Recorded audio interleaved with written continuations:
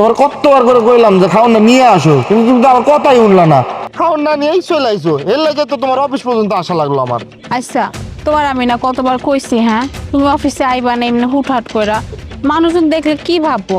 আর আমি খাইয়ে আইনে তো কি হইছে, আমি কিছু একটা খাইয়ে লইতাম, তুমি কষ্ট করে কেন আইলা? বুঝতে পারছি যে অফিস পর্যন্ত আসা আমার ঠিক হয় নাই, কিন্তু কি করবো কও? তুমি প্রত্যেকদিন তো বাইরে খাও, বাইরে খাইলে তো তোমার শরীর খারাপ করবো, আর তোমার তো খেয়াল যত্ন আমারই করণ লাগে কও। তুমি তুমি কেন এত কষ্ট করো কও তো, হ্যাঁ? আর তুমি আমার হলে এত ভাবো, মানে আমি একটু খাওয়াইয়া আই নাই, ওর লগে তুমি কি করছো? দৌড়ে চলে আসছে আমার লেগে খাওন লইয়া।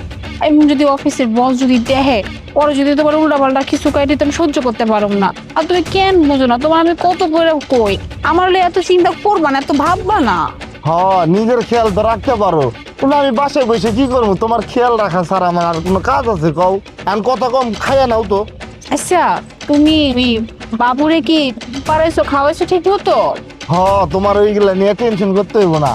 আমি বাবুকে খাওয়াইছি, ঘুমাইছি, আমি নিজে খাইছি, তোমার লেগে খাওয়ান নিয়ে আইছি। এখন তুমি এত কিছু ভাবা বাদ দাও, তুমি এখন খাওয়ানটা খাও। আচ্ছা শোনো, আমি এখন কথা কই, আজকে আইসো আইসো, এরপরে আর আইও না। বুঝো না, এত বড় একটা অফিস, আমি এনে কাম করি ঝাড়ুদারের। এখন যদি মানুষজন দেখে যদি কিছু কয় কেমন না? আর আমি তোমার এনে উল্টা পাল্টা কথা এখন সহ্য করতে পারব না। আচ্ছা শোনো, তুমি আমারে কইছো না অফিসে আইতে না, আমি আমু না, কিন্তু তুমি যখন খাবার না নিয়ে আইবা বাইরে দাঁড়াবা, আমি বাইরে দিয়ে যাবো, আমি অফিসের ভিতরে আর ঢুকবো না। আচ্ছা তোমার আমি বুঝাইতেই পারলাম না, মানে আইতেই হইব, মানে বাইরে দাঁড়িয়ে থাকবো তবুও আইব মানুষ এক। বুঝতে পারছি। রহিমা, কি হচ্ছে এখানে?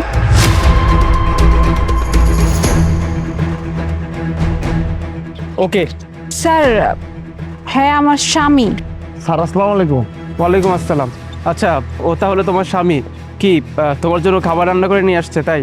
হ স্যার, ওই আজকে আমি খাইয়ে আহি নাই তো, তারা হুড়াই চলে আইছি, আমার লাগে খাউন লই আইছে। তাই স্যার আমি এখনই পাড়ায় দিতেছি, আপনি চিন্তা করেন না। এই তুমি যাও। তো তোমরা এভাবে মাটিতে বসে খাবার কেন খাচ্ছ? আমাদের অফিসে তো ক্যান্টিন আছে, ক্যান্টিনে বসে খাবার খেলেই তো পারতে। না না স্যার, ঠিক হইতেছেন, আপনারা হলো বড় লোক মানুষ। আমি আসলে হয়েছে কি, আমার উনি বাসায় থেকে না খাই চলে আইছে, এর লেগে আমি ভুল করে অফিসের ভেতরে ঢুকে পড়ছি। আমি আর ঢুকবো না, এই যে আমার বইয়ে মানা করে দিচ্ছে, আমি আর ঢুকবো না স্যার। হ স্যার, ক্যান্টিনে তো সব ওই যে বড় স্যার ম্যাডামরা বইয়া খাওয়া দাওয়া করে, আর ওইখানে আমার মতো একটা ঝাড়ুদার যদি যায় কেমন না, মানুষজনও তো সিসি করব। আর এই লেগে ক্যান্টিনে যাইনি, এখানে বইয়ে খাইতে লইছিলাম। তাই স্যার আর এমন হইব না স্যার, ওই আর আইব না, আমি ওরে কয়ে দিছি। আচ্ছা ঠিক আছে, মানছি যে তোমরা অফিসের ক্যান্টিনে বসে খাবার খেতে চাও না, তো কি হয়েছে? আমার ক্যাবিন তো আছে, তোমরা চাইলে তো আমার ক্যাবিনে বসে আরামে খাবার খেতে পারো নাকি? কি কইতাছেন স্যার? আপনার কেবিনে যে খামো মানে?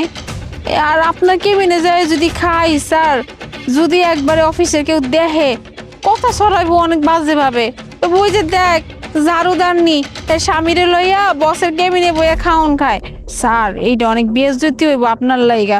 আমি জানি আপনি অনেক ভালো মানুষ, কিন্তু স্যার আমগো লাইগা আপনার বেইজ্জতি হইব, এটা তো আমি সহ্য করতে পারব না, এই কামও তো আমি করতে পারব না স্যার। আপনি এত চিন্তা করা লাগবো না, আমি এনে খাইয়া আমি কামে আইতেছি। আমি বুঝলাম না তোমরা এইভাবে কেন কথা বলছো। আচ্ছা যাই হোক, আমার যা বলার আমি বলে দিয়েছি, এখন তোমরা ডিসাইড করো যে তোমরা আমার কথা শুনবে কি শুনবে না। যদি তোমরা আমার কেবিনে বসে খাবার না খাও, তাহলে তোমাকে বলছি, তোমার বউয়ের চাকরি কিন্তু কালকে থেকে আমার অফিসার থাকবে না।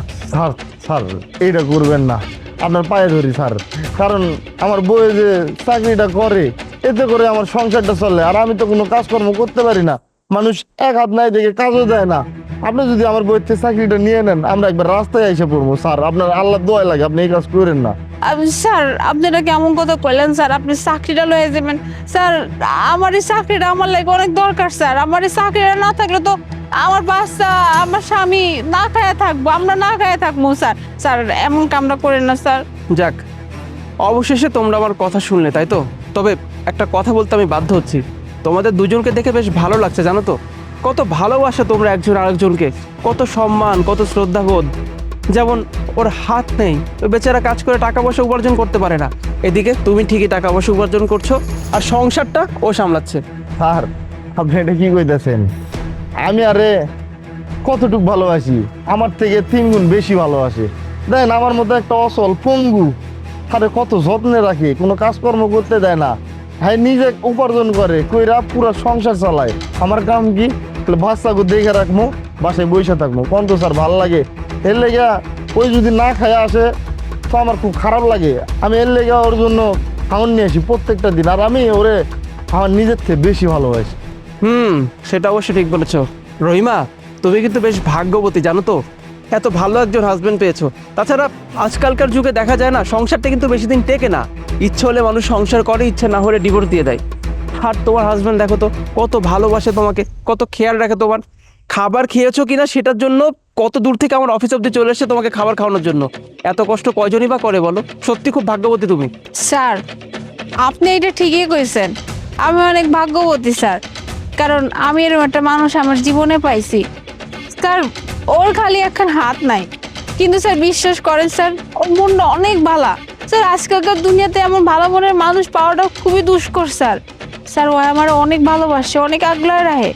ওরে যখন আমি বিয়ে করছি তখন আমার পরিবার আমার অনেক কথা শুনাইছিল, যেটা পঙ্গু ব্যাটারে বিয়ে করতেছো, তোর ভালো রাখবে না, কিচ্ছু না, এই সে কত কথা। কিন্তু স্যার বিশ্বাস করেন, আমি যে কতটা সুখী আছি আর আপনারা বইলা বুঝাইতে পারো না। ওই আমার যে কতটা ভালো রাখে, ছোট থেকে ছোট জিনিস খেয়াল রাখে, যেটা আমার নিজেরও মনে থাকে না। সত্যি স্যার আমি অনেক ভাগ্য করে এরকম একজন মানুষের স্বামী হিসেবে পাইছি। সেটাই দেখো, আসলে বাহ্যিক রূপ দেখে না কাউকে বিয়ে করা উচিত না জানো তো। সৌন্দর্য আজ আছে কাল নেই, কিন্তু একটা মানুষ কেমন, একটা মানুষের মন কেমন, সেটা ইম্পর্টেন্ট। তোমার হাজবেন্ডকে দেখে সত্যি আমার অনেক ভালো লাগছে জানো তো, যে কতটা ভালোবাসে তোমাকে, কতটা সম্মান করে। একদিকে তুমি যত কষ্ট করে সংসারটা চালানোর জন্য টাকা পয়সা উপার্জন করছো, আর এদিকে বেচারা তোমার বাচ্চা কাচ্চাকে সামলাচ্ছে। আর সব থেকে বড় ব্যাপার, ও রান্না করতে পারে। আজকাল তো পুরুষেরা রান্নাই করতে পারে না। যেমন আমাকে দেখো, আমাকে যদি তুমি একটা ডিমও ভাজতে বলো না, আমি ভাই সেটাও পারবো না, হাত পুড়িয়ে ফেলবো জানো, আমি কিছুই পারি না। আর তোমার হাজবেন্ড কত কষ্ট করে তোমার জন্য না। ভাই শোনো, তুমি এর পর থেকে তোমার বউর জন্য যখন খাবার আনবে না, তার সাথে আমার জন্য কিন্তু খাবার নিয়ে আসবে। তবে একটা কথা মাথায় রাখবে, আমার ক্যান্টিনে অথবা আমার কেবিনে বসে খাবার খেতে তোমরা কিন্তু দ্বিধাবোধ করতে পারবে না। যখন ইচ্ছা তোমরা বসে খাবার খেতে পারবে, কিন্তু ওই যে একটাই শর্ত, আমার জন্য কিন্তু খাবার আনতে হবে মাস্ট। ঠিক আছে স্যার, অবশ্যই নিয়ে আমো। ঠিক আছে, এখন এত কথা বলে লাভ নেই, চলো আমরা ভেতরে যাই। ঠিক আছে স্যার।